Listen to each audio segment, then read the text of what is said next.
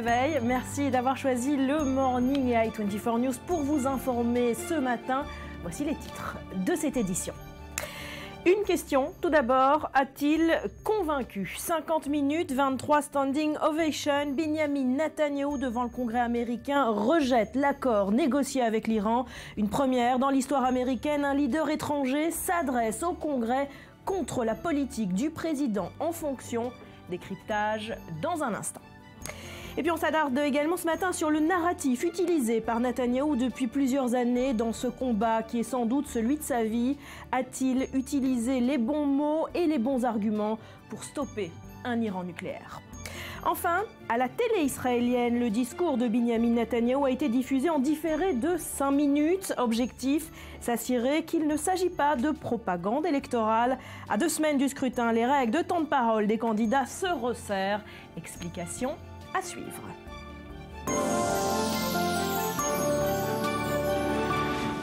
Et on prend tout de suite la direction de Washington où on retrouve notre envoyé spécial Mathias Inbar. Mathias, bonjour. Comment a été accueilli le discours de Benjamin Netanyahou sur place?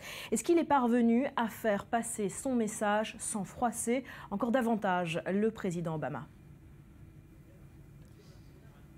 Oui, Barbara, une entrée en standing ovation, plus de 3 minutes de standing ovation à l'intérieur de ce Capitole, des élus républicains et démocrates en train d'applaudir, de crier à l'attention de Benjamin Netanyahou pour montrer leur sympathie envers le Premier ministre israélien. Je dois dire que nous avons tous été surpris, tant journalistes américains qu'israéliens, parce que pour suivre assez régulièrement les débats à la Knesset, cela n'est pas le cas, absolument pas le cas en Israël, mais il faut dire que il n'y a qu'aux États-Unis, finalement, peut-être qu'on doit voir ce genre de scène, en tout cas plutôt déroutant, comme accueil du Premier ministre israélien, d'un Premier ministre étranger sur ces terres parlementaires américaines. En ce qui concerne le discours de Benjamin Netanyahou, pas de surprise.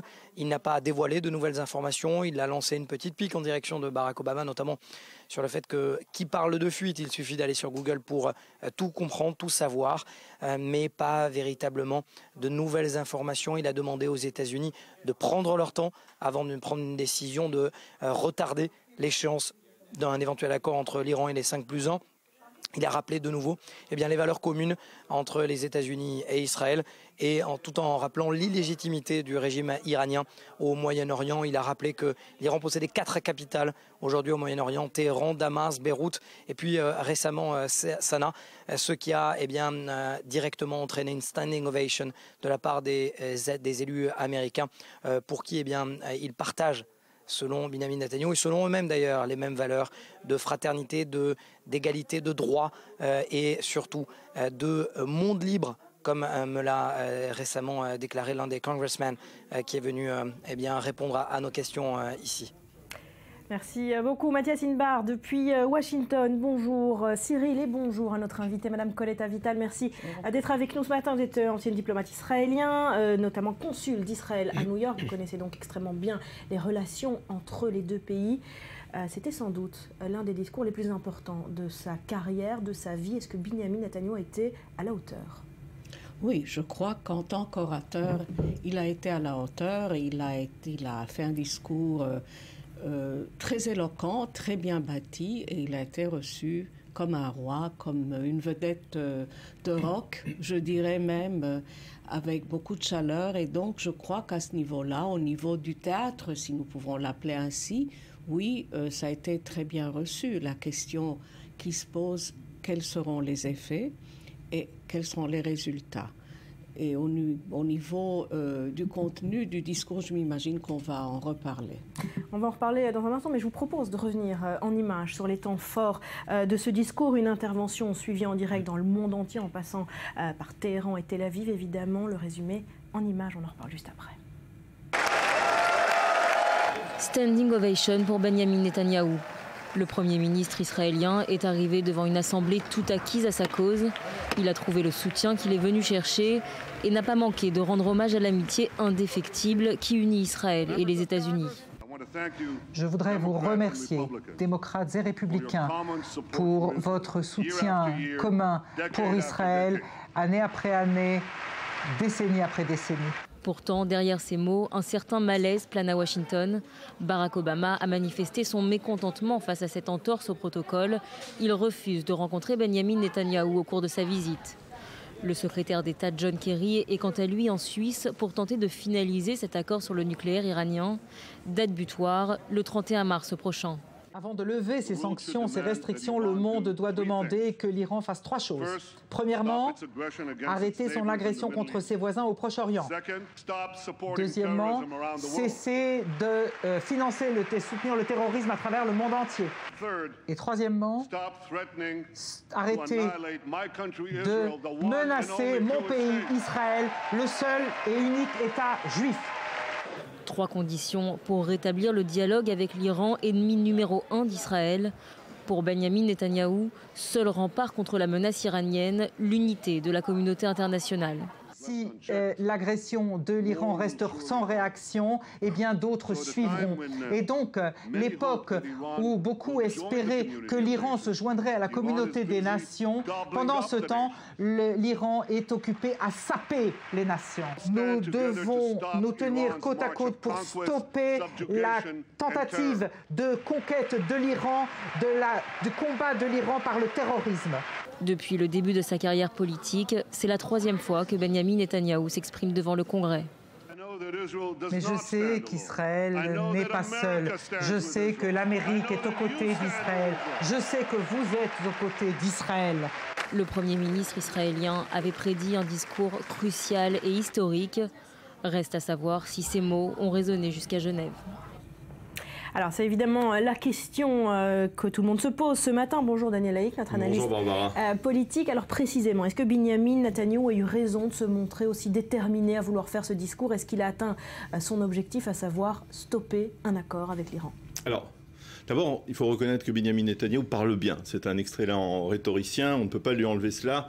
Et d'une certaine manière, ça fait honneur à Israël, qui est un homme qui sache exprimer certaines positions d'Israël comme cela devant un forum aussi prestigieux que le Congrès. Maintenant, la question est de savoir, est-ce que cela est efficace? Alors, à cette question, il faut essayer de séparer cette question en 3.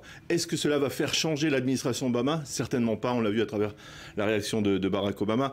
Rien de nouveau, ça ne va pas faire changer ni Barack Obama, ni John Kerry, ils vont poursuivre. Est-ce que cela va faire changer le Congrès? Est-ce que cela va... Alors, dans le Congrès, il y a les Républicains qui, eux, ont déjà un avis très arrêté sur la question, qui est l'avis de Benyamin Netanyahou, qu'il faut réviser cet accord.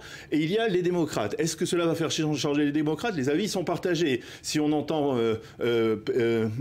Pelosi, apparemment, c'est une insulte à Nancy Pelosi, c'est une insulte.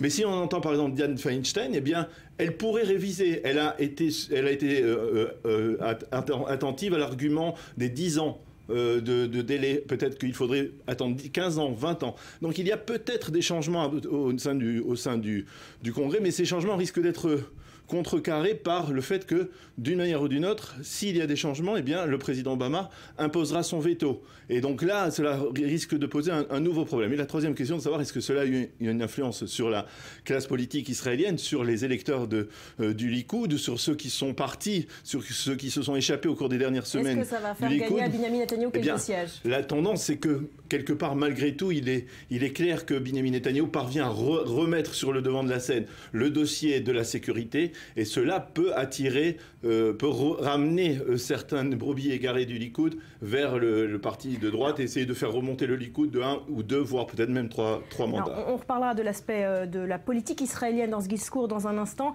mais revenons-en à l'impact que Benyamin Netanyahou a voulu créer. Vous l'avez évoqué, Barack Obama utilisera son droit de veto. Qu'est-ce qui fera alors que nous dire que Benyamin Netanyahou a réussi son coup, entre guillemets, qu'il est parvenu à changer la donne avec ce discours? Tout d'abord, je suis parfaitement d'accord avec ce que Daniel a dit, et peut-être c'est rare, mais on est du même avis en ce moment, sur l'efficacité, oui ou non, de ce discours. Bien sûr, il faudra que 2/3 du Congrès et du Sénat américain puissent voter contre la décision du président des États-Unis, et je n'ai pas l'impression que ceci va se produire. Un scénario irréaliste. Hein. C'est-à-dire, je ne vois pas en quoi cela pourra changer. Mais il faut aussi dire que c'est la première fois que je sache, dans l'histoire, certainement dans l'histoire d'Israël, qu'un Premier ministre vient et monte vraiment tout un congrès, ou surtout la classe et les représentants républicains contre l'administration de manière claire et ouverte, c'est-à-dire il les incite à la lutte contre le président et leur dit « Faites échouer un accord que votre président veut signer parce qu'il est mauvais. Oui. » C'est une première dans l'histoire des relations israélo-américaines. Et je n'ai pas l'impression que quelqu'un d'autre d'un autre pays soit venu faire ceci. Non, donc je crois que là, il a exacerbé la crise entre Israël et les États-Unis. Et figurez-vous que Barack Obama serait venu à la Knesset et aurait demandé aux députés israéliens de voter contre leur Premier ministre. Oui. Ça ne se fait pas. C'est une chose qui ne se fait pas entre pays, certainement pas lorsqu'on les appelle famille. Maintenant, il y a une autre chose. Sur le fond des choses, j'ai trouvé qu'il y avait des trous logiques dans ce que Netanyahou a présenté. Parce que s'il vient et il dit il est mieux qu'il n'y ait aucun accord qu'un mauvais accord, alors exactement avec quoi est-ce que nous restons? Est-ce que cela va empêcher les Iraniens de continuer leur programme? C'est bien le contraire, c'est-à-dire exactement qu'est-ce qu'ils présentent comme solution pratique au gouvernement. Exactement ce que lui reproche l'administration Obama, c'est de finalement ne pas avoir proposé d'alternative à cette crise. Je vous propose d'écouter le président américain qui a répondu à Benjamin Netanyahou quelques instants après son discours. Sur la question de base, qui est de savoir comment empêcher l'Iran d'obtenir une arme nucléaire, ce qui le rendrait beaucoup plus dangereux et lui donnerait encore une marge d'action dans la région, le Premier ministre n'a pas offert d'alternative viable.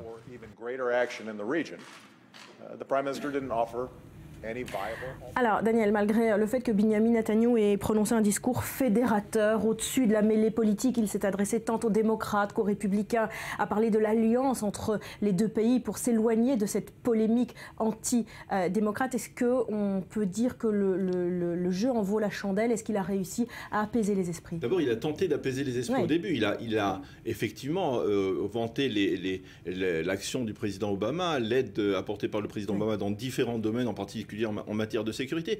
Maintenant, on ne peut pas comparer le fait que Benjamin Netanyahou soit venu parler au Congrès et le fait que Barack Obama soit venu parler contre Benjamin Netanyahou, puisse venir parler contre Benjamin Netanyahou à la Knesset. Ce n'est pas du tout le même cas de figure. Si le Premier ministre de l'État d'Israël estime, et on met de côté le fait qu'on se trouve en campagne électorale, qu'il y a une échéance à la fin du mois de mars, une échéance cruciale, une échéance déterminante pour l'histoire, pour l'existence de l'État d'Israël, est-ce qu'il n'est pas de son devoir de venir l'affirmer? Est-ce qu'il n'est pas de son devoir... Il n'est pas de son devoir de coordonner d'abord avec le président des États-Unis et de dire « je ne suis pas d'accord avec vous, je veux venir, je veux vous parler à vous d'abord ». Effectivement, mais cela on le sait depuis le début. Oui. On sait que les approches de Barack Obama et de Benjamin Netanyahou sont diamétralement opposés. Barack Obama est prêt à une forme de conciliation presque à outrance d'un accord par tous les moyens, alors que Benjamin Netanyahou, lui, est jusqu'au boutiste dans son refus même d'une seule centrifugeuse. Donc c'est deux positions totalement opposées. Comment faire face à cela? Et à partir de ce moment-là, il y a une position. Il y a aussi une position. Il y a aussi un actif, un passif, pardon. Il y a un passif de Barack Obama. Depuis 6 ans, Barack Obama est au pouvoir aux États-Unis, principalement comme Benjamin Netanyahou. Mais on peut reconnaître que sa politique étrangère n'a pas été couronnée de succès. Il a commis de nombreuses erreurs, en particulier avec la Syrie, en particulier avec son estimation de Daesh, de toute l'Égypte. Toute cette constellation peut permettre à Benjamin Netanyahou de dire, écoutez, moi, c'est ma responsabilité d'homme d'État, de Premier ministre d'État d'Israël, de dire que peut-être que là aussi, le président des États-Unis se trompe aussi dans son approche conciliante à outrance. Peut-être qu'il faut essayer d'être plus prudent. Et c'est le Congrès qui lui propose cette option. Justement, c'est le contraire, c'est-à-dire c'est les moyens qu'il utilise aussi. Parce que pendant des années, il y a eu des dossiers dans lesquels Israël et les États-Unis n'ont pas été d'accord. C'est pour cela qu'il y a AIPAC. AIPAC a fait le travail travail que normalement un Premier ministre d'Israël ne peut pas faire. Alors pourquoi si l'idée est de convaincre le Congrès, vous avez un outil de travail qui travaille pour vous, franchement. Alors pourquoi, selon vous, Madame Avital, c'est Binyamin Netanyahou en personne qui monte au créneau, qui s'affronte littéralement avec Barack Obama dans son calcul stratégique? Est-ce que pour lui, l'intérêt politique, électoral prime sur l'intérêt national? Je crois qu'il y a de cela aussi. Je crois qu'effectivement, s'il n'y avait pas eu d'élection maintenant en Israël, il n'aurait pas fait ce qu'il fait maintenant. C'est-à-dire, je crois qu'il aurait pu aller aux États-Unis une semaine après les élections, à supposer qu'il a été réélu, pour ne pas impliquer le public israélien et le public américain dans cette course. Alors, il me semble qu'il y a de cela et que l'idée de rattraper des votes de droite, pas de gauche, parce que de gauche, de toute manière, il n'aura pas les votes à cause de cela. Je crois que ça a été l'un de ses calculs. Effectivement, il y a aussi ce calcul politique. On ne peut pas y échapper. Mais dire que, en fait, les relations entre Barack Obama et Binyamin Netanyahou se sont détériorées au cours des derniers mois, c'est une erreur. Ça a pris 6 ans. Non, ça a pris 6 ans. C'est-à-dire ça a pris 6 ans depuis le début. Et là aussi, il faut reconnaître que quand on dit les relations diplomatiques entre les États-Unis et Israël ont été affectées par Binyamin Netanyahou, sont affectées aujourd'hui. Cela ne va plus rien ne sera comme avant jusqu'à présent.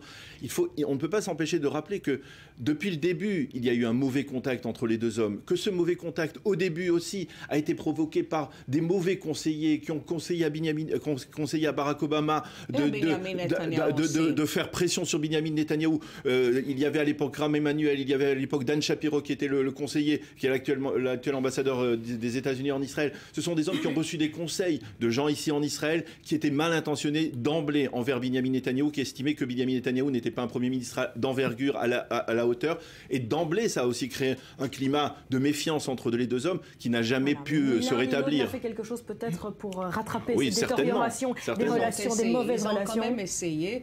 Et je crois que vous avez vu comment la visite d'Obama s'est passée en Israël. Je crois.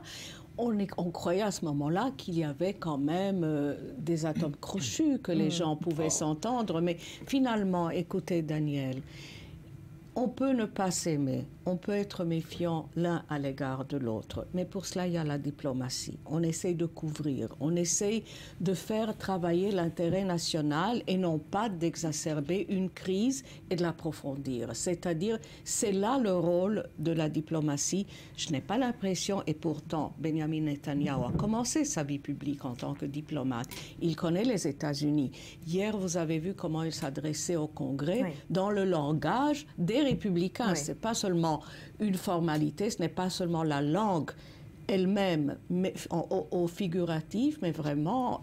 Voilà, on le sent complètement à l'aise sur ce terrain-là. On s'intéresse à présent aux réactions de la presse israélienne ce matin. Comment ce discours a été accueilli? Ça va être déterminant également en période électorale, on l'a dit. Cyril, le ton est lequel ce matin?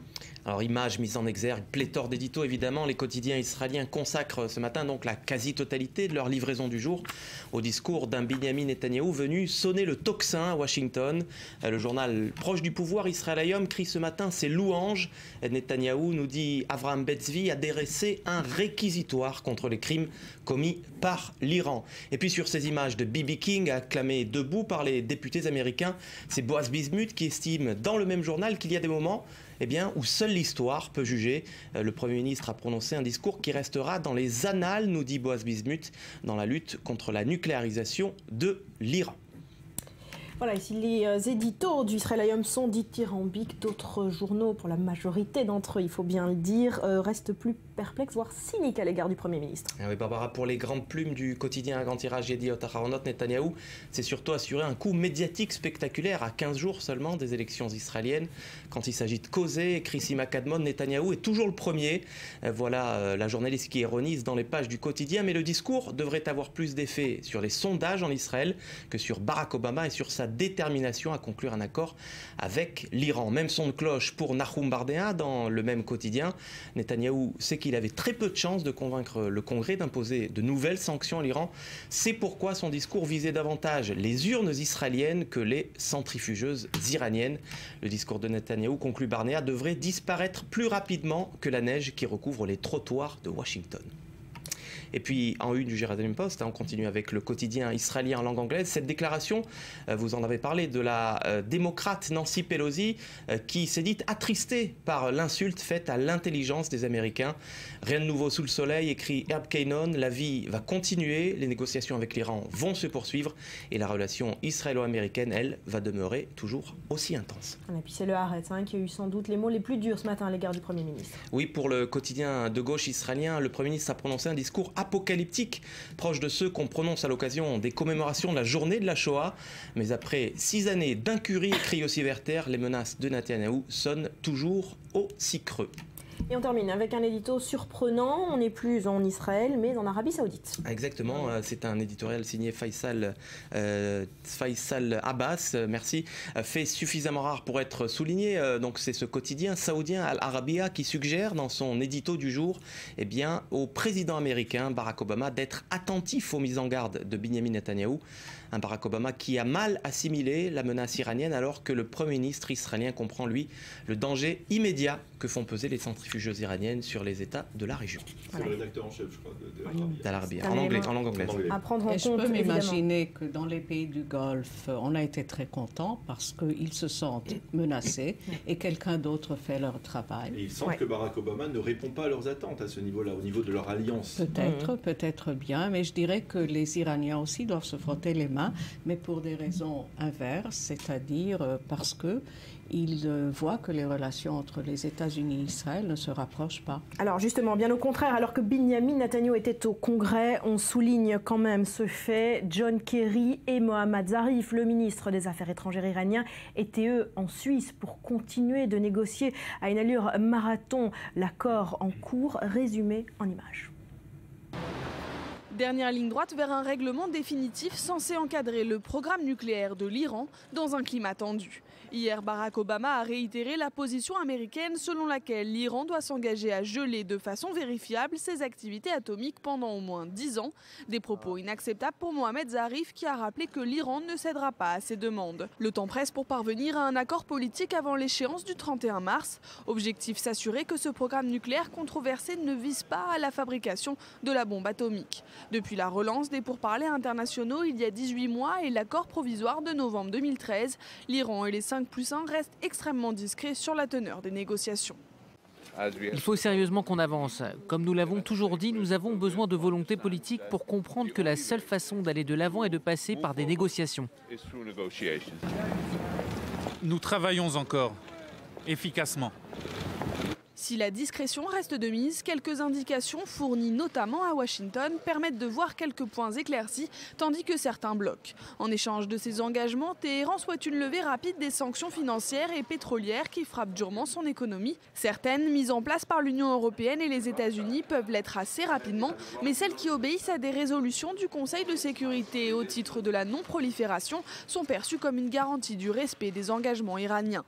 Elles pourraient faire l'objet d'une levée, étape par étape, ce que rejette Téhéran. Pour James Clapper, le suivi du statut nucléaire de l'Iran est primordial. Les services de renseignement et moi-même concentrons nos efforts autour de notre capacité à nous assurer de la réussite des négociations.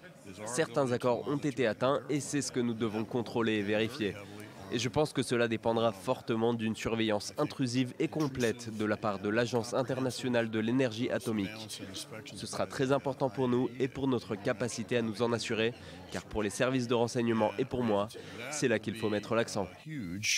Il faudrait en théorie 12 mois à l'Iran pour produire assez d'uranium enrichi qui lui permette de se doter d'une arme nucléaire. La République islamique, qui se défend de chercher la bombe atomique, entend pouvoir développer ses capacités d'enrichissement d'uranium pour alimenter ses centrales. Téhéran s'est dernièrement montré disposé à modifier la conception de son réacteur en construction à Arak, de façon à ce qu'il produise moins de plutonium que prévu. Ce matériau, comme l'uranium enrichi, peut être utilisé à des fins militaires. C'est l'une des 4 voies vers la bombe que veut fermer John Kerry. Alors, les négociations avancent. L'accord sera vraisemblablement signé à la fin du mois. Il reste beaucoup, justement, de questions ouvertes, de questions non résolues. Quelle est, selon vous, la logique américaine de vouloir aller toujours plus en avant vers cet accord? Il ne voit pas le danger que Benjamin Netanyahu essaye de crier au monde? Je ne sais pas exactement de quelle manière pensent les Américains qu'ils vont progresser. Mais je sais que, d'une part, le président Obama dit à chaque coup qu'ils feront tout pour éviter qu'Iran ait l'arme nucléaire, même s'il s'agit d'une guerre contre l'Iran. C'est-à-dire il continue à dire que cette option militaire existe encore, qu'elle se trouve sur la table. Benjamin Netanyahu l'a répété lui aussi hier dans son discours. Il a terminé. Mais disons que, du moins, ce que le public voit, c'est que le président américain a il est persuadé qu'il peut le faire. Maintenant, la question est la suivante. S'il n'y a pas d'accord, si le Congrès monte les sanctions, il risque d'une part de perdre les autres Européens qui sont avec lui, c'est-à-dire ses alliés dans la coalition. Et donc, la coalition se détrame.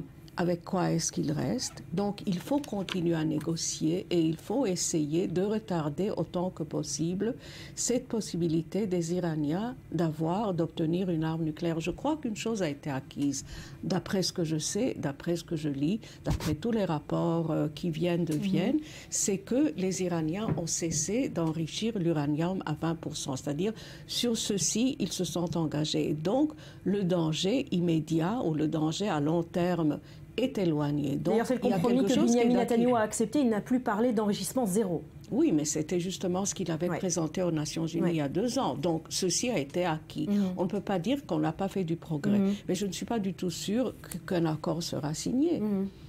Alors, un mot pour finir, Daniel, de politique israélienne. On l'a dit, nous sommes à 2 semaines de l'échéance électorale. Le chef de l'opposition, le principal challenger de Benjamin Netanyahu, lui a répondu lui aussi quelques minutes après le discours. Écoutez, Yitzhak Herzog. Netanyahou est un excellent orateur, mais il faut le reconnaître, le discours que nous avons entendu aujourd'hui, aussi impressionnant qu'il soit, n'arrêtera pas le programme nucléaire iranien. Il n'aura aucune influence sur l'accord en cours de formulation, ni dans le contenu, ni dans le calendrier. La douloureuse vérité, c'est qu'après les applaudissements, Netanyahou est resté seul, Israël est resté isolé, et les négociations avec l'Iran se poursuivront sans la participation d'Israël. Voilà, attaque frontale. Est-ce que Benjamin Netanyahu a joué sa place de Premier ministre, son 4e mandat, hier sur la colline du Capitole? Il est venu aussi, comme on l'a dit tout à l'heure, pour essayer de redresser sa situation, la situation du Likoud qui est plutôt périlleuse ces dernières semaines. Cela va lui permettre de revenir presque à hauteur de l'Union sioniste et tout simplement peut-être que l'on s'achemine vers un scénario d'union nationale au lendemain des élections, parce que plus les deux plus importantes formations sont affaiblies, plus on va vers l'union nationale. Merci beaucoup Daniel, vous restez avec nous. Merci Madame Avital d'avoir été avec nous. Merci Cyril, à suivre. On s'attarde également ce matin sur le narratif utilisé par Netanyahou depuis plusieurs années sur ce dossier du nucléaire iranien. Restez avec nous.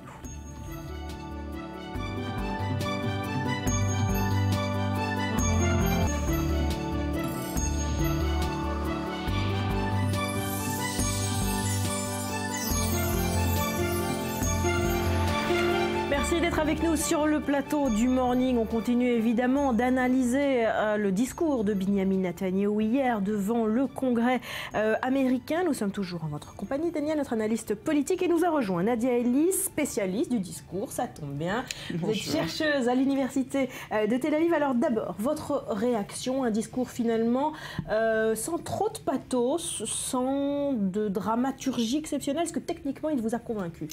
Alors, je dirais même le contraire. C'est un discours qui a que du pathos. Justement, c'est le contenu qui manque quelque part. Et il a fallu. C'est un discours qui a gardé debout pratiquement le Congrès tout entier, tout au long du discours, pour faire ça, il n'y a qu'une technique justement, c'est de jouer sur le pathos, et sur un pathos qui soit commun à tout le monde, puisqu'il y avait démocrates et républicains, évidemment, ils ne sont pas tous d'accord avec Netanyahou, ni avec sa présence. Pour ce faire, il a fallu que Netanyahou fasse appel en fait à ce qui est un peu le narratif américain classique, c'est-à-dire le narratif du petit pays, Israël en l'occurrence, le peuple massacré tout au long de l'histoire, qui se relève de ses cendres et qui reprend le poil de la bête et qui reprend à vivre et à se défendre et à parler. Et en fait, c'est ce narratif-là qui a gardé en fait le Congrès, comme je disais tout à l'heure, debout pendant tout le discours. C'est un pathos en fait qui touche au sentiment, au bon sentiment de l'Américain qui est content d'être derrière un petit pays en difficulté, qui est content d'être le grand pays qui aide. Et c'est justement... C'était bien joué de la part de Benyamin Netanyahou de venir d'en bas en commençant d'emblée par remercier les Américains et Barack Obama pour leur aide à Israël. Certainement. Il a flatté le public à la maison, il a flatté Obama qui n'était pas présent, il a flatté bien évidemment le Congrès et il a flatté aussi Israël et le public israélien qui a regardé de loin. Oui. Pourquoi ? Parce qu'il s'est présenté en tant que grand leader israélien qui est reçu comme une star. On a vu vraiment une entrée assez exceptionnelle au Congrès qui donc se fait applaudir à plusieurs reprises. Ouais, Benyamin Netanyahou très à l'aise finalement en terrain de confort, quoi. C'est un excellent orateur, il n'y a rien à dire. C'est vraiment son point de force et il a très très bien parlé. Maintenant, il y a plein de considérations à faire sur le discours en soi, sur le contenu de ce discours et sur les conséquences de ce discours. Ouais. Mais techniquement parlant, c'était un excellent discours. Alors loin de moi l'idée de contredire une spécialiste comme Nadia, mais j'ai remarqué qu'il y avait deux parties dans ce discours. En fait, la première partie où effectivement les membres du Congrès ont dû se lever, se rasseoir lorsqu'ils parlaient de sujets consensuels autour d'Israël. Effectivement, ce thème de l'État d'Israël, de la protection de l'État d'Israël qui fait l'unanimité au sein du Congrès. Et puis, dès qu'on a commencé à parler de l'Iran et du refus de Benyamin Netanyahou de cet accord qui se profile, eh bien, on a vu que les applaudissements, les standing ovations se raréfiaient quelque part. Et là, quelque part, on a vu que tout le monde n'était pas absolument d'accord. Et on a même vu une partie des démocrates qui ne se sont pas levés, qui ont même protesté. Une partie des démocrates, quelques-uns ont quand même quitté la salle. On a senti ce malaise de la part des démocrates qui ont demandé à Benyamin Netanyahou de retoucher son discours jusqu'à la dernière minute pour jouer la carte de l'apaisement, pour avoir un discours tempéré. Mais pourtant, le malaise des démocrates ne s'est pas dissipé.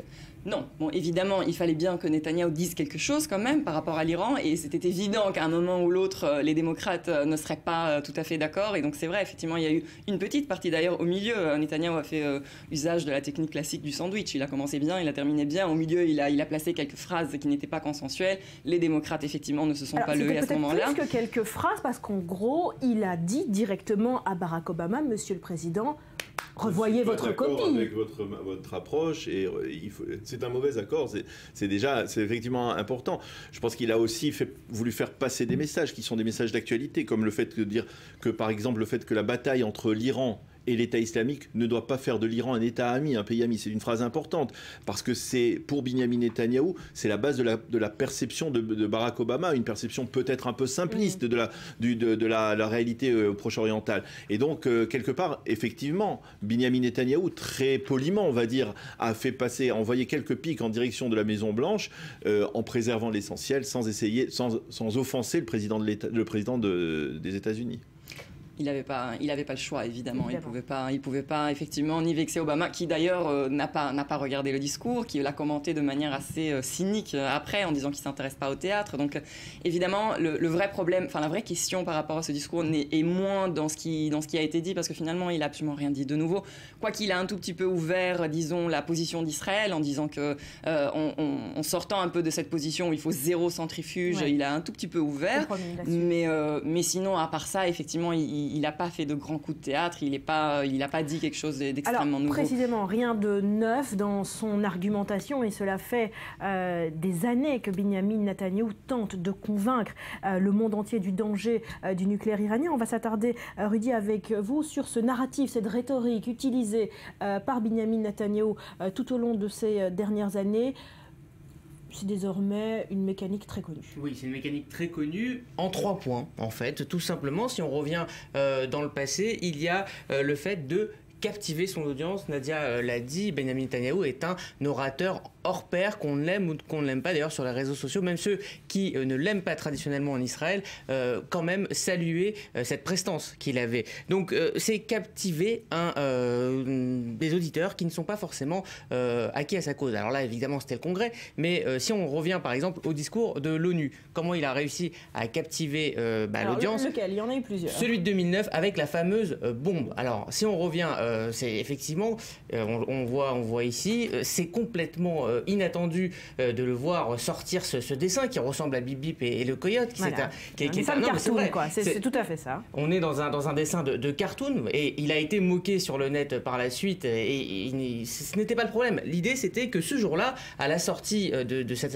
assemblée, voilà, et c'était le but, c'était de faire passer son message. Alors évidemment, s'il l'avait fait avec des mots, là, il l'a fait en images, il a été moqué par le net, mais c'est pas grave, il a fait passer son message et il a été l'image du jour et c'est une image qui est restée carrément, on peut le dire, dans l'histoire.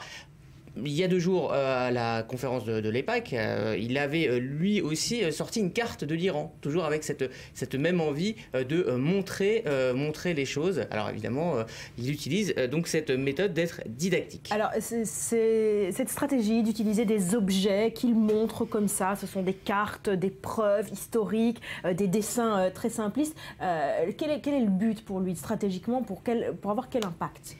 Ça dépend du public en fait, justement comme Rudy le disait, il fallait qu'on se souvienne de ce qu'il a dit, il fallait qu'il marque son coup, donc effectivement ça marche très très bien quand on a un dessin, quand on a un gimmick comme ça qui reste dans la mémoire des gens. C'est ce dessin de la bombe, de toute façon tout le monde s'en souvient. Quand il se trouve devant un congrès qui n'est pas forcément unanime dans l'appréciation de ce qu'il va dire, dans le fait même qu'il soit présent, il faut qu'il adopte une stratégie complètement différente. D'ailleurs il avait absolument aucun... pas de gimmick, pas d'objet, etc. Et ce qui était très intéressant, c'est que sa personne même pouvait créer une sorte de conflictualité par rapport au Congrès. Donc il a fait quelque chose qui est absolument inattendu et très très rare dans ses discours. Il ne s'est pas présenté en tant que héros qui sauve le peuple juif, qui sauve l'État d'Israël, quelque chose qu'il fait toujours. Il y a une présentation de soi toujours en tant que vraiment personnage qui sait ce qui se passe et qui sait ce qui va se passer. Ce qu'a fait Rabin en 1994. Ce que font tous les orateurs, normalement, c'est une partie hyper importante, très importante de n'importe quel discours, c'est la présentation de soi. Cette fois-ci, on remarque un discours dans lequel il ne parle absolument pas de lui. Parce que justement, sa personne n'est pas appréciée. Voilà. Et en fait, le moment le plus intéressant, je crois, de ce point de vue dans le discours, c'est le moment où il présente Elie Wiesel. Pourquoi il a besoin qu'Elie Wiesel soit en salle ? Parce qu'il fait un parallélisme évidemment banal quelque part et très attendu entre le nazisme et l'Iran, et il faut que quelqu'un d'autre cautionne ce qu'il est en train de dire, parce que sa personne même, à ce moment précis, n'est pas assez. Alors justement, Rudy, allez-y Daniel, je ne coupe pas la parole. Je crois que quand on ne peut pas faire de gimmick, comme on dit, eh bien, c'est Benyamin Netanyahou, l'historien, qui revient sur le devant de la scène. Alors, et Benyamin Netanyahou, c'est un fils d'historien, il est pétri d'histoire, et il ne parle pas seulement de la Shoah. Regardez, puisque le calendrier hébraïque a voulu que ce discours ait été prononcé à la veille de la fête de Purim, il raconte l'histoire de la fête de Purim, lorsque des Perses ont voulu menacer l'existence du peuple juif, et donc l'histoire se répète. Et donc c'est pour cela qu'il met en garde. Alors justement, ce référent historique est présent dans tous ces discours, avec, si vous voulez, un leitmotiv, celui de la persécution du peuple juif tout au long de l'histoire, et qu'il faut que cela cesse, cela ne se reproduira plus. Never again, c'est un petit peu le fil conducteur de tous les discours de Benyamin Netanyahou sur l'Iran. On l'a retrouvé hier, Nadia disait la référence à Elie Wiesel qu'il a fait applaudir pour pouvoir appuyer ce parallèle. Alors certains critiquent le fait que justement en faisant ça, il met sur un même plan le peuple juif et l'État d'Israël en créant une confusion qu'il assume totalement. Et donc il y a toujours cette référence à la Shoah qui est énormément critiquée du côté des gens qui sont anti-israéliens, en disant que c'est justement l'excuse qui est toujours prise. Mais pour lui, on est effectivement dans le never again, plus jamais ça, et il justifie sa politique par le plus jamais ça, et c'est vraiment quelque chose qu'on retrouve dans tous ses discours. Il parle des Juifs, l'époque où les Juifs resteront passifs et révolus. Il parle toujours de l'État juif, du peuple juif, pas de l'État d'Israël et des Israéliens. C'est une dimension ce référent shoatique, il fonctionne pour Benyamin Netanyahou? Je vais vous dire, dans ce cas spécifique, il a besoin de faire ça pour la simple raison que ça marche au Congrès, ça marche vis-à-vis des Américains. Ce qui est intéressant, c'est de voir à quel moment les Américains se lèvent pour applaudir. Alors, à 2 reprises, il a essayé de dire que l'histoire du peuple juif, c'est l'histoire du monde tout entier, de l'humanité tout entière.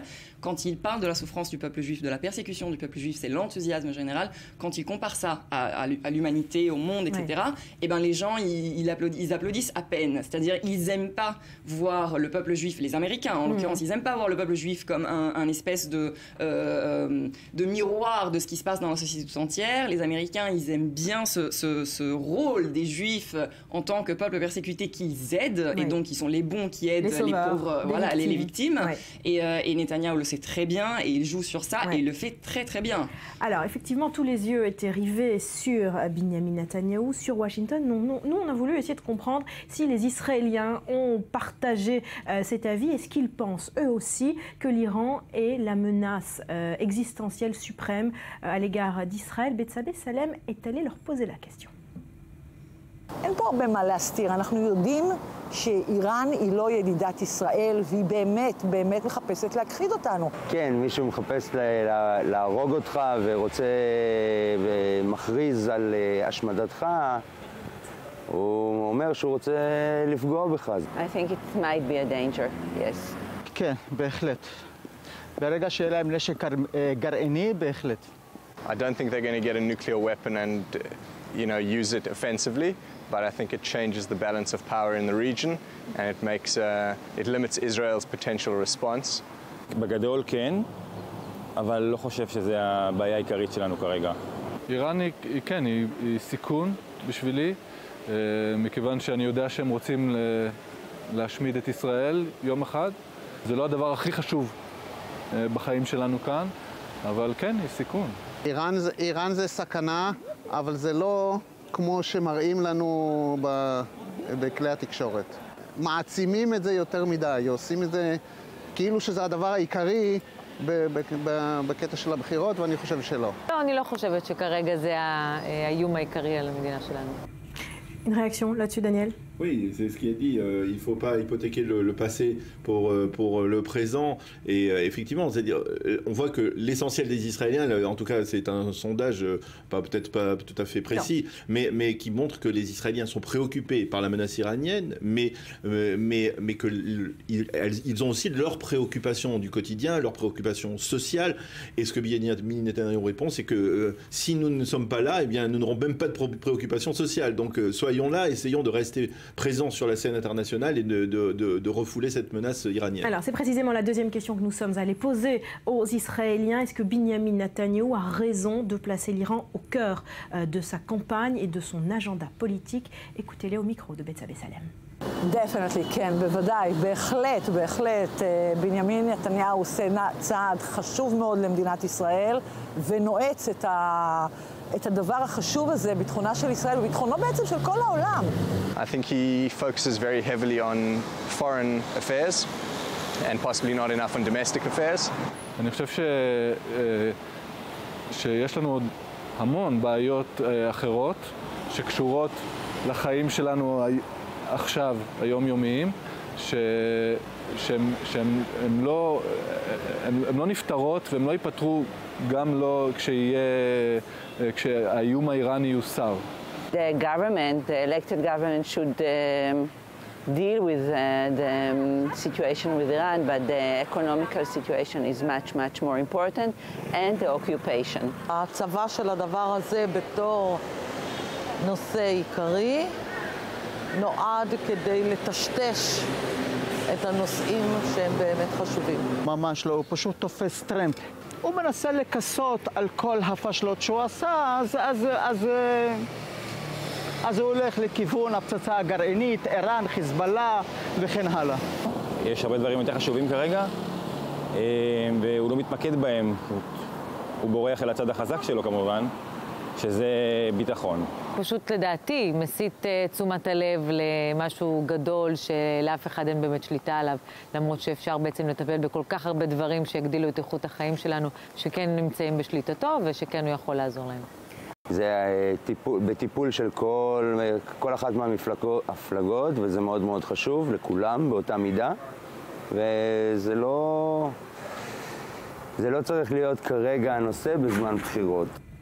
Alors Nadia, pour finir, depuis le Capitole, Binyamin Netanyahou s'est adressé aussi aux Israéliens. Est-ce qu'il les a convaincus?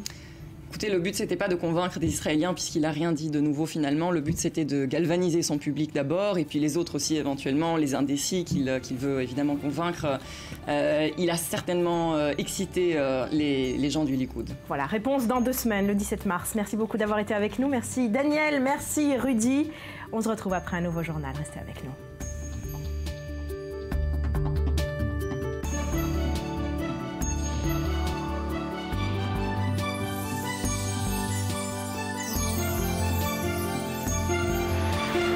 Merci d'être avec nous sur le plateau du Morning. Nous sommes en direct depuis Tel Aviv. Vous pouvez apercevoir derrière moi les bateaux dans le port de Jaffa. Allez, on s'intéresse à un dernier élément du discours de Binyamin Netanyahou hier devant le Congrès. Vous ne le savez peut-être pas, mais à la télé israélienne, eh bien, les Israéliens ont pu écouter Binyamin Netanyahou avec 5 minutes de retard. Un discours en différé pour une simple raison, eh bien, s'assurer qu'il ne s'agit pas de propagande électorale. Effectivement, on est à 2 semaines du scrutin. Myriam, vous vous êtes intéressée ce matin à toutes ces règles de temps de parole et de propagande électorale. Oui, il faut savoir d'ailleurs que le coup d'envoi officiel de cette campagne audiovisuelle en télé et en radio, c'était hier, justement, le jour du discours de Binyamin Netanyahou au Congrès. Et c'est donc, qu'il le veuille ou non, qu'il s'en défende. D'ailleurs, c'est bien le Premier ministre qui a donné ce coup d'envoi de la campagne officielle avec le Likoud. Vous l'avez dit, les télévisions ont décidé de diffuser avec 5 minutes de retard pour vérifier, parce que s'il avait fait de la propagande politique, s'il avait mené campagne, tout simplement son discours n'aurait pas pu passer à la télévision israélienne. Alors vous l'avez dit, toute première campagne électorale audiovisuelle, elle a eu lieu en 1969, c'était il y a bien longtemps, mais à la télévision et en radio, ça a pris beaucoup d'ampleur dans les années 80. Vous savez, quand la télévision a pris une place très importante chez les citoyens. Là, vous voyez à l'écran celle du Likoud de 1984, un peu kitsch pour aujourd'hui, mais néanmoins, voilà, il y a toujours ce drapeau israélien, les soldats, Tzahal, et voilà. Patriotisme. Exactement. Alors les spots de campagne, ils passent à des horaires fixes, fixés par la loi, sur les radios et sur les chaînes de télévision, en radio le matin, en télévision le soir, sauf évidemment le samedi. Voilà, donc ça a démarré hier officiellement, les spots de campagne à la télé et à la radio israélienne. Alors les règles, on essaye de comprendre ce matin dans quel ordre de passage sont diffusés ces clips et quel est le temps de parole attribué à chaque partie. Alors c'est simple, l'ordre de passage, c'est tirage au sort. Hier soir, celui qui a ouvert cette campagne, à part Bibi évidemment, pour le discours, c'est l'Union sioniste. Et puis le 15 mars, le dernier jour de campagne, 2 jours avant les élections, c'est Natz qui débutera et Chasse qui fermera la marche. Donc on verra, le dernier spot de campagne sera celui de Chasse. Pour la durée, c'est simple. Qu'on voit à l'écran d'ailleurs, celui de Chasse. Voilà, exactement. Pour la durée, c'est un peu plus compliqué. Chaque partie a 7 minutes au départ. Ensuite, chaque parti qui a des représentants dans le Parlement sortant obtient 2 minutes supplémentaires par élu. Donc, vous voyez, par exemple, je prends l'exemple de l'Union sioniste, c'est 49 minutes, puisque c'est eux qui ont, avec Atnoua et Avoda, le plus grand nombre d'élus. Yesh Atid, 45, et le Likoud, 43, évidemment, pour les nouveaux partis, comme Kulanu ou Yachad, qui ont été formés spécialement pour ces élections-là. Ils n'ont que 7 minutes. Alors, on s'intéresse d'un peu plus près au contenu de ces spots télévisés un peu désuets. Un petit peu déçu. Hier soir, pas de surprise dans les premiers spots publicitaires, mais chaque jour, les spots peuvent changer. Ce ne sera pas pendant 2 semaines les mêmes spots de campagne. Je vous propose de regarder un extrait d'un des spots du Likoud qui pourrait être diffusé. גורלית, האם לפעול להשמדת הכור ולסכן את היחסים עם וושינגטון? בגין מורה על תקיפת הכור. 1981, סדאם חוסיין בונה כור גרעיני. בגין עומד בפני החלטה גורלית, האם לפעול להשמדת הכור ולסכן את היחסים עם וושינגטון? בגין מורה על תקיפת הכור.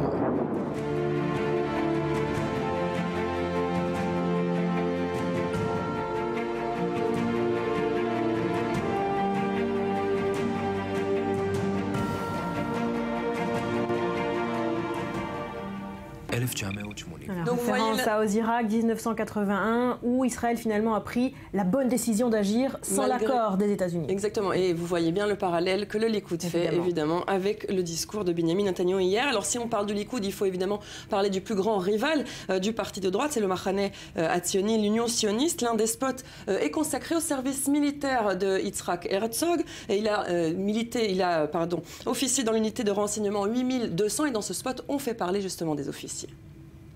The התפקיד שאנחנו עשינו, זה לא תפקיד שיכול לעשות כל אחד. התחומים הספציפיים שבוז'י התעסק איתם, תחומים מאוד רגישים. זו פשוט מידת אחריות שלא תתואר. את הדברים שבוז'י עשה אי אפשר לחשוף. מגיע לך מידע מסוים, אתה צריך לקבל על בסיסו החלטות מהירות. משמעויות לפעמים של חיים ומוות.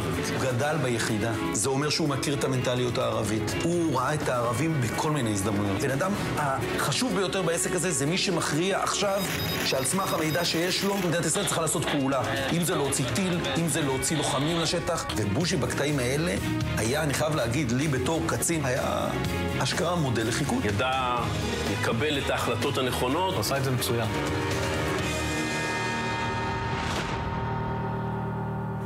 Voilà, pour l'Union sioniste. Voilà, et donc, enfin, je voulais vous montrer un spot publicitaire du Parti unifié arabe. Il parle de social, de droits sociaux, etc. Moi, je trouve que c'est un petit peu une publicité pour des vacances ou une agence de voyage. C'est très sympathique, vous allez voir.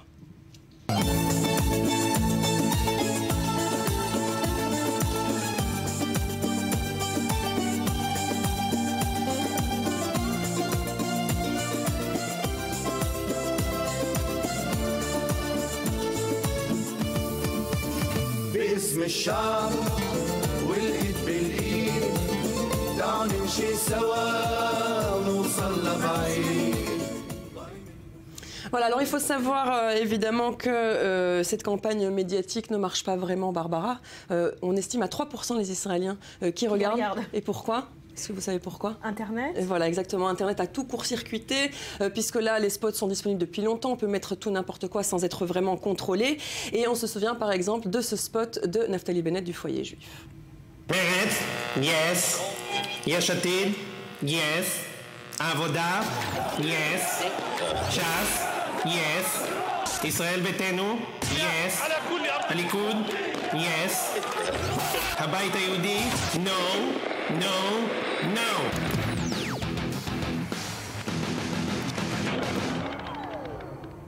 Voilà, donc pour la traduction, il disait donc le seul à dire non à toutes les images qu'on vient de voir, c'est Foyer Juif avec Naftali Bennett. Donc Internet a tout court-circuité. Il faut savoir aussi que chaque contenu est évidemment scruté de près par le contrôleur du comité des élections, Salim Jabran. Il peut annuler, il le regarde vers midi tous les jours, et il peut annuler la diffusion de l'un ou l'autre, ce qui justifie évidemment la diffusion sur Internet. Voilà, le compte à rebours est donc lancé. La campagne bat son plein. Il reste moins de 2 semaines aux Israéliens pour faire leur choix. Merci beaucoup, Myri. Cette histoire à présent des joggers juifs et arabes qui courent côte à côte. C'est une initiative qui se tient en ce moment même à Jérusalem. Objectif, faire se rencontrer grâce à la course à pied des habitants de Jérusalem, côté Est et côté Ouest.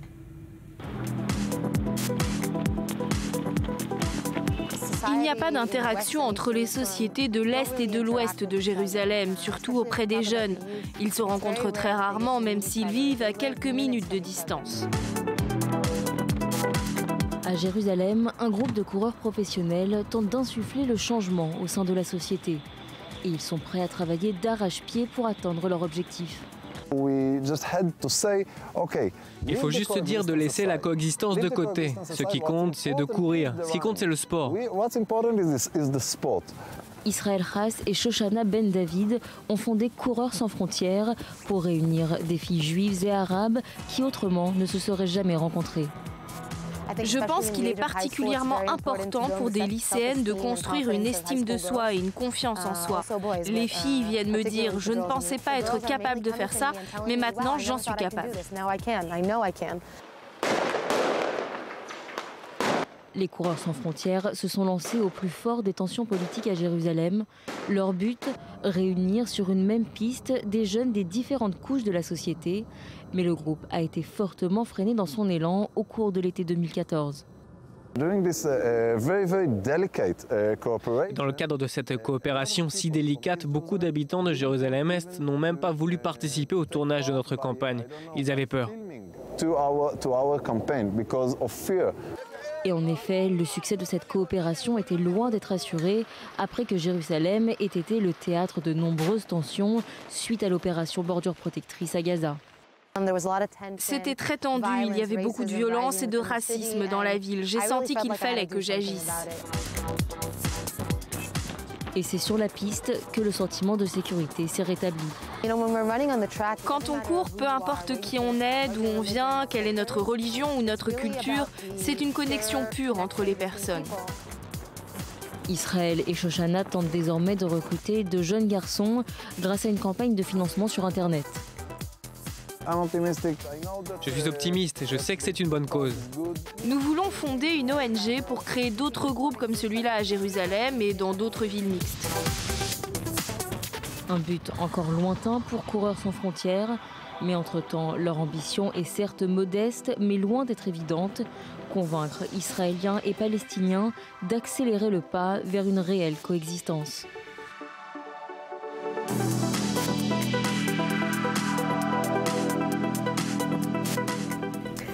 Voilà pour la course à pied à Jérusalem. Betsabé, bonjour. Bonjour Barbara. Allez, on passe en revue quelques titres de la presse internationale. Vos clics, on commence par des propos qui choquent le monde entier sur la place de la femme en Inde. Oui, des propos terrifiants, atterrants, écrit Libération. Exemple, en Inde, les femmes violées devraient se taire et se laisser faire. Ils viennent de l'Inde et condamnés à mort après le décès de la fille de l'Inde. C'est ainsi que Jyoti Singh avait été surnommée. Elle avait été, je vous le rappelle, violée, tabassée par 6 hommes. C'était dans un bus à New Delhi fin 2012. Elle avait succombé à ses blessures et s'en était suivi une large vague de contestation en Inde. Alors Mukesh Singh, c'est le chauffeur du véhicule, était l'un d'entre eux. Or, pour lui, les femmes sont responsables de leur sort lorsqu'elles sortent le soir, entendez après 21h. Elles provoquent, je cite, les hommes et les femmes ne sont pas égaux. Les femmes sont faites pour le ménage et les travaux domestiques, pas pour traîner dehors à des mauvaises heures, faire des mauvaises choses, pardonnez-moi, et porter des mauvais vêtements. Environ 20% des femmes sont décentes, selon lui. C'est ce qu'a affirmé donc le prisonnier depuis sa cellule. C'était pour une interview accordée à la BBC dans le cadre d'un documentaire, des propos qui se retrouvent sous scellé. C'est en une du site de CNN ce matin. Ils ont enflammé déjà l'Inde et saisi par le père de la victime, eh bien, la justice a interdit la diffusion de cette interview au risque de provoquer d'autres émeutes. La direction des États-Unis, où Hillary Clinton pourrait bien avoir violé la loi. Oui, alors de quoi est-elle accusée? D'une brèche sérieuse dans la confidentialité de ces échanges électronique. RFI raconte que pendant 4 ans, Hillary Clinton n'a tout simplement jamais eu d'email professionnel ou encore gouvernemental et envoyait ainsi tous ses mails depuis sa messagerie personnelle. Exactement. Conclusion, eh bien, des risques évidents de piratage. L'affaire a été révélée par des analystes du New York Times et on va continuer d'en entendre parler. Hillary Clinton pourrait bien avoir violé la loi fédérale. Hillary qui pourrait annoncer officiellement sa candidature à la campagne présidentielle le mois prochain, selon le Wall Street Journal, et donc n'avait pas vraiment besoin de ça. Allez, on reste aux États-Unis. On en sait désormais un petit peu plus pour ce sans-abri assassiné par la police. Il était français. Exactement. Ça s'est passé, donc on le rappelle, à Los Angeles. Les images de la mort de ce sans-abri avaient déclenché une vive émotion, notamment sur Internet. Et bien, sachez qu'il était un citoyen français. Bien évidemment, les médias français se sont penchés, comme vous le voyez, sur cette info qui émane du Los Angeles Times. Ce qu'on sait désormais, eh bien, il s'appelait Charlie Saturman Robinet et était âgé de 39 ans. Et il avait été condamné à 15 ans de réclusion après un vol à main armée aux États-Unis. Allez, direction la France, justement, où des mosquées ont reçu des lettres d'injures, des dizaines de lettres d'injures. Exactement. Il s'agit en fait de la même lettre, un même courrier dans lequel Mahomet est qualifié de grand malade mental, victime d'un délire mégalomaniaque. Quelques lignes adressées à Monsieur l'imam et qui se livre à une attaque en règle contre le prophète, écrit le Figaro. Alors, la charmante missive a été reçue par les mosquées de Montbéliard, Pontarlier ou encore Castres et ne fait, on le rappelle, qu'allonger cette trop longue liste des actes anti-islam en France. Voilà, autre chose à présent, c'est un classement que vous nous rapportez ce matin, celui où il fait le plus bon vivre pour les personnes âgées. Exactement, on parle bien sûr donc de pensions, de système de santé, d'avantages. Alors mesdames et messieurs, quand l'heure sera venue, voici quelques types proposés par le Guardian, quotidien britannique, les meilleurs pays où il fait bon vivre, là où les populations sont vieillissantes. Vous avez l'Australie et toutes ces réductions pour les plus de 60 ans, l'Allemagne pour peu que vous ayez cotisé croisés tout au long de vos années de travail, ou encore le Japon où un Japonais sur 4 a 65 ans ou plus, et bien sûr les pays nordiques comme la Norvège. Alors s'il s'agit de faire du surf, comme vous voyez sur cette illustration du Guardian, Israël, c'est pas mal non plus. Il faut avoir le courage à plus de 60 ans. C'est vrai. On termine par un peu de musique ? Voilà. Alors est-ce que vous avez un chat ? Non, j'ai un chien. Non, alors des chercheurs américains se sont amusés à composer la musique parfaite pour votre chat. Peut-être qu'ils s'occuperont bientôt de votre chien. Pour calmer votre chat, j'attends celle pour les enfants de mon côté, même dans des moments de stress intense, nous dit-on. Ça marcherait lors de la diffusion de cette musique. Donc, et les chats se frotteraient même à l'enceinte. Pour l'oreille humaine, eh bien, Slate nous dit que le plus incroyable, figurez-vous, c'est que ces musiques sont parfois plus agréables à l'écoute que certaines des musiques humaines, trônant pourtant en tête des classements sur iTunes. Et ça sert à quoi ? Faire plaisir à son chat, tout simplement ? Exactement. Pourquoi pas ? Merci beaucoup, Betty. Pour les amoureux des chats. Merci. Myri, on se retrouve demain, les copines. Nous, on se retrouve après un nouveau journal. On parlera de la situation en Azerbaïdjan, un pays qu'on ne connaît pas assez. Cyril Amar était en voyage pendant une semaine. Il nous rapporte des images. Restez avec nous.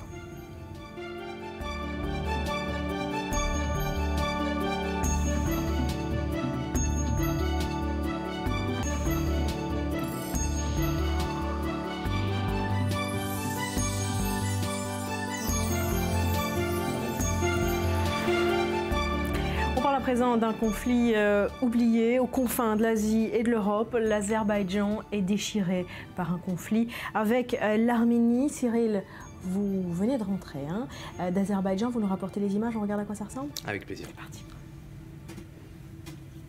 Par milliers, ils sont venus aujourd'hui se recueillir à la mémoire des victimes du massacre de Khojaly. Une piqûre de rappel douloureuse qui chaque année creuse un peu plus la plaie béante d'un conflit territorial qui oppose la jeune république azerbaïdjanaise à son voisin arménien. Car malgré un cessez-le-feu fragile obtenu par les Russes en 1994, le conflit perdure autour de l'enclave montagneuse du Haut-Karabakh, toujours sous contrôle des séparatistes arméniens. Nous sommes dans le centre de Bakou pour demander justice pour le massacre de Khojaly, pour les victimes et pour réclamer justice. Et que le monde reconnaisse le génocide pour que cela n'arrive plus.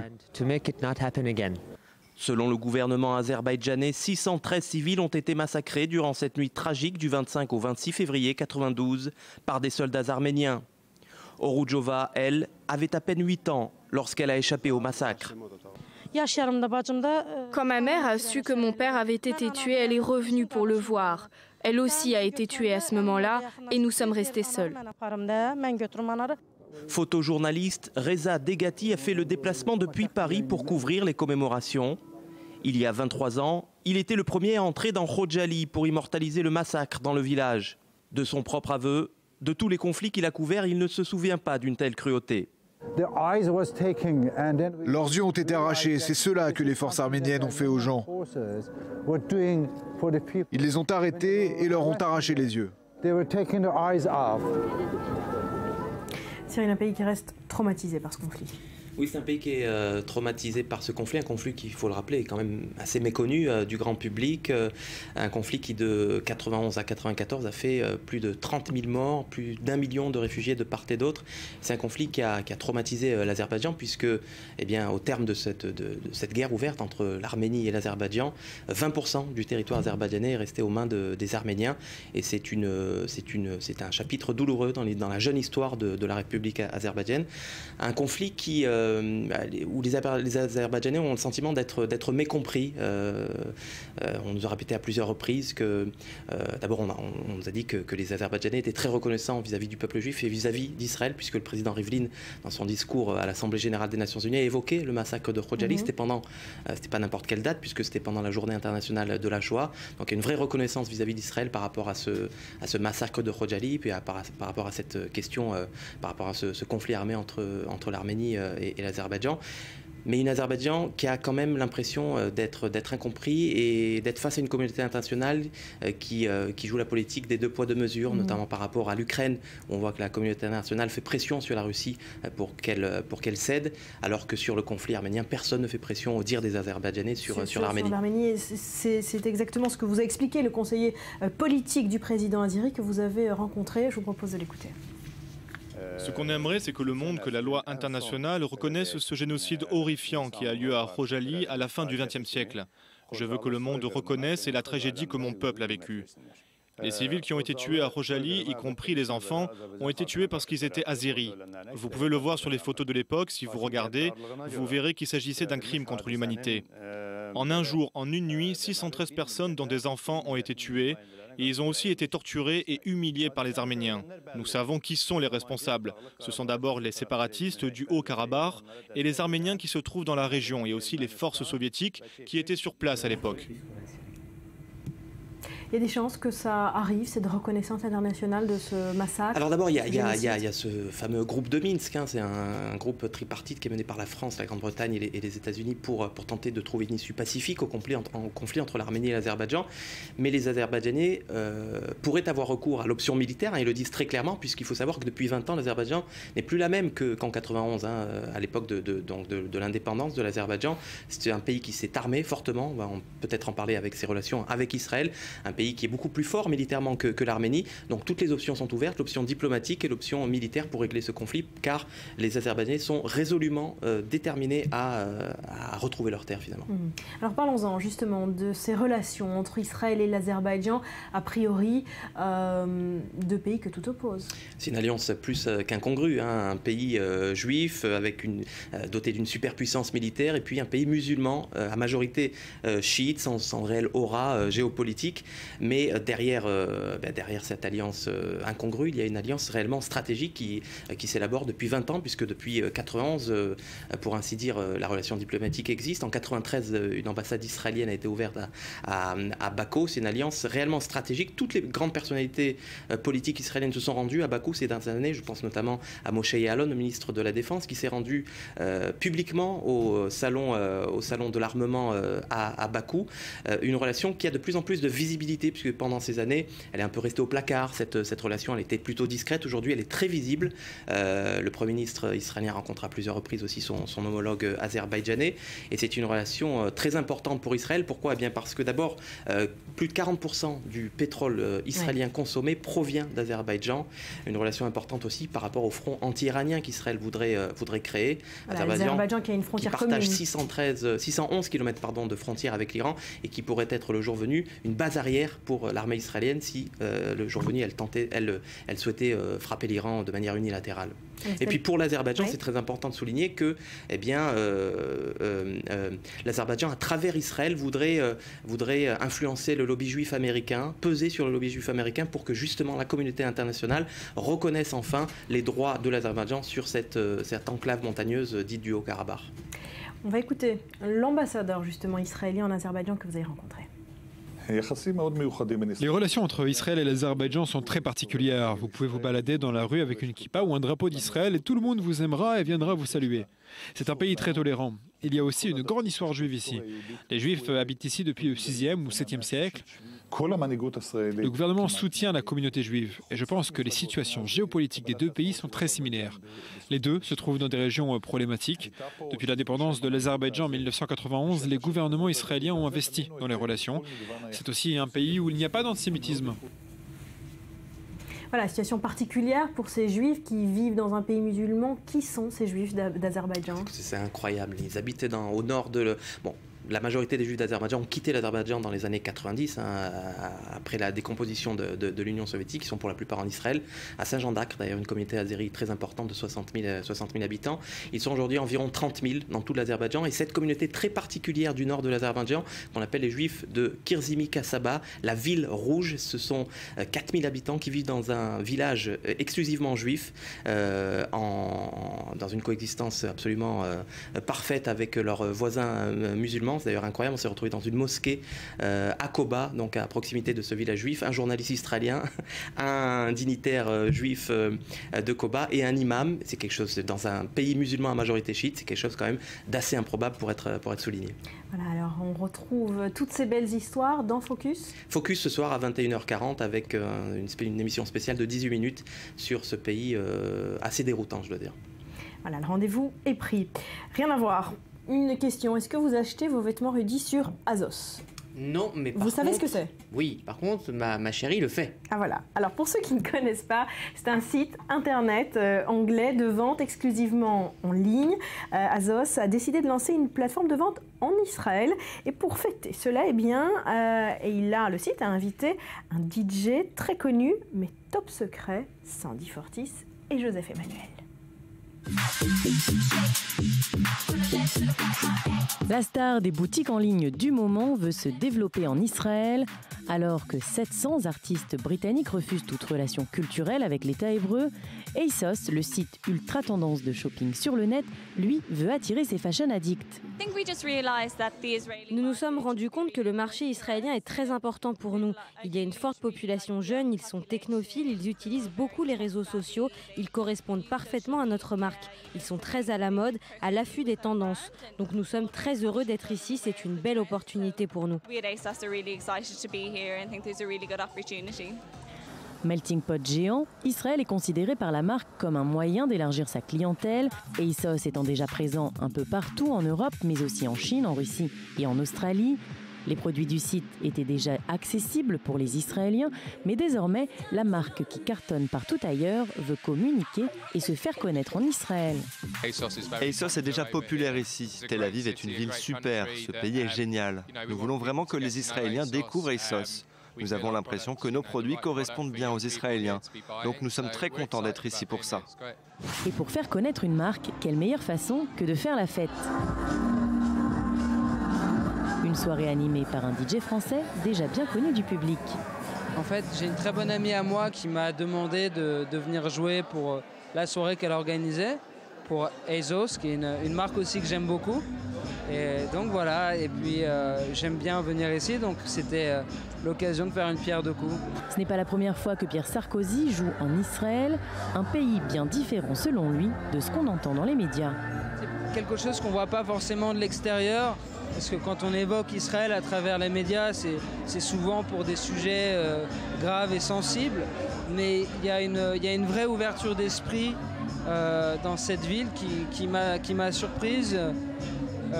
Une énergie et un côté laid back et une vraie tolérance à l'égard de la communauté homosexuelle par exemple.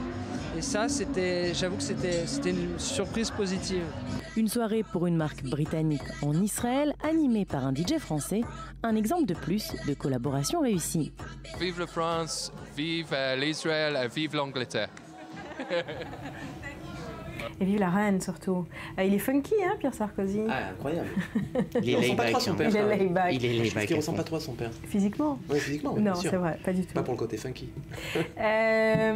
Rudy. Oui. Qu'est-ce qui se dit ce matin sur Internet? On va voir ça immédiatement et on commence par une news high-tech qui va ravir les fans de jeux vidéo, mais pas seulement. Oui, c'est high-tech, mais un peu éco aussi, parce que ça fait des mois et des années que l'on parle de cette fameuse réalité virtuelle, les fameuses Google Glass, en gros, voir un monde parallèle dans des casques. Alors l'application de ce genre de lunettes est quasi infinie, hein, ça peut être nombreux, mais c'est dans le jeu vidéo qu'on va dégainer le premier, et c'est Sony avec ses lunettes Project Morpheus qui seront commercialisées au premier semestre 2016. C'est ce qu'ont annoncé les patrons de la firme japonaise. Il faut dire que dans le secteur, la concurrence est rude. Sur la même technologie, exactement les mêmes types de lunettes, Sony fait face à Oculus. Oculus, c'est la start-up qui a été rachetée par Facebook. Donc cette annonce n'a rien d'anecdotique parce que les spécialistes annoncent que entre 2016 et 2018, il pourrait se vendre 25 millions de casques. Donc à suivre pour cette petite news. D'accord, on parle maintenant d'une manière originale de prendre une décision. Ça va nous aider?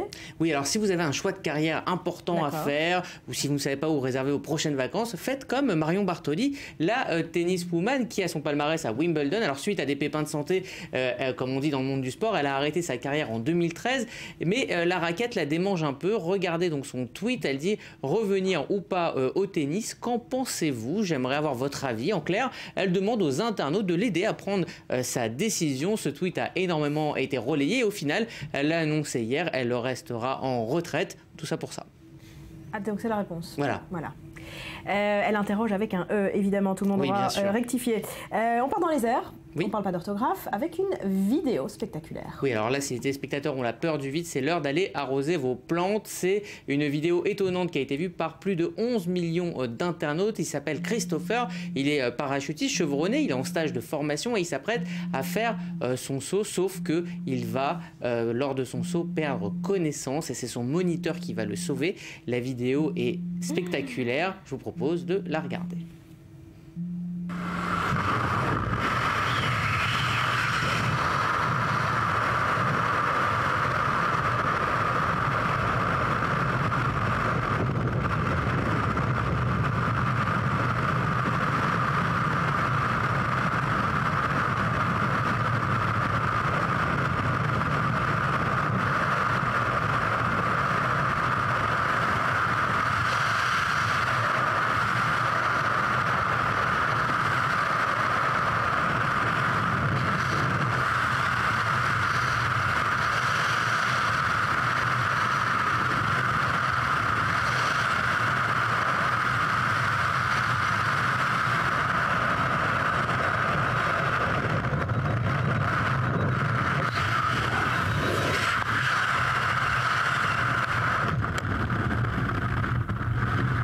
Voilà. Il lui a sauvé la vie. Absolument, sauvé par son moniteur et Christopher va reprendre conscience juste avant de toucher le sol et donc il lui a ouvert son parachute, il l'a essayé à 2 reprises et donc il est sain et sauf et il a eu la peur de sa vie, c'est ce qu'il a déclaré ensuite. Le moniteur? Non, Christopher. Il s'en est pas vraiment rendu compte non plus. Oui. Ah, mon Dieu, quel cauchemar. Voilà, bon mais tout est bien qui finit bien. On finit cette revue du web, Rudy, par une offre d'emploi qui a fait rire les internautes. Oui, si vous cherchez un emploi dans la catégorie art dramatique, vous pouviez trouver hier sur le site de Pôle emploi recrutement homme-femme pour tournage porno d'urgence. Nous sommes une grande maison de production de films X. Nous recherchons des personnes très sérieuses et indépendantes pour faire d'eux des stars du porno. Alors vous ne rêvez pas, c'est une annonce totalement sérieuse qui a bien fait rire le net, sachant que les débutants sont acceptés. Beaucoup de réactions sur Internet hier. À noter que l'annonce a été retirée dans l'après-midi, soit en réaction à la polémique, soit parce qu'elle a trouvé preneur. Suivez mon regard. Merci à tous les deux, on vous retrouvez alors. On se retrouve demain pour une nouvelle émission, évidemment, avec grand plaisir. Je vous souhaite de passer une très belle journée. Portez-vous bien.